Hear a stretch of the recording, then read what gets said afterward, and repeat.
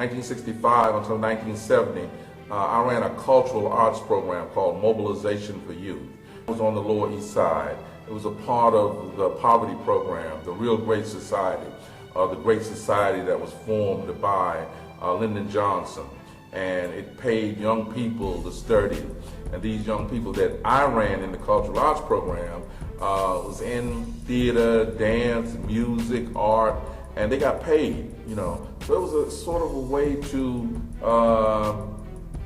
curtail juvenile delinquency, if you will. We were able to make an arts program, and that arts program became very, very well known throughout America because of the art that we created, films, dance companies, artwork. This is an unbelievable array of development with young people, 16 to 21, actually creating their own art.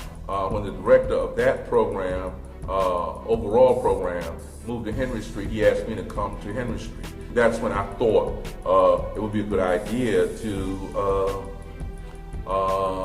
form a theater company rather than just a training program by itself. Now, once I got here, I studied acting with my mentor, Lloyd Richard.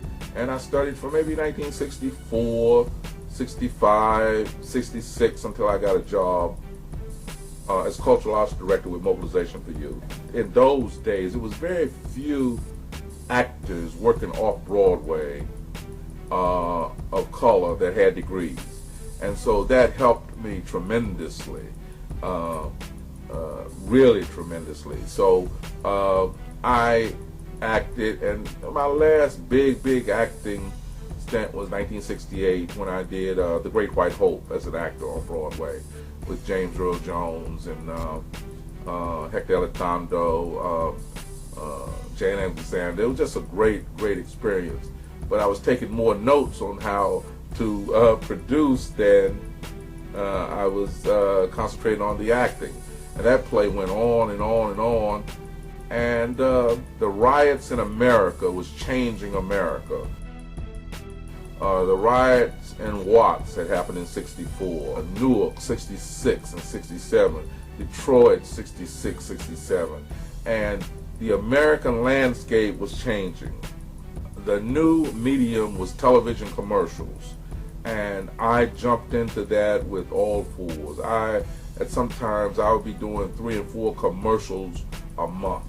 I mean, it was like unbelievable. I could not believe that kind of money could be made from doing a 1-minute commercial. They flooded television like that with those kind of funds. I said, well, I can buy me a house. I can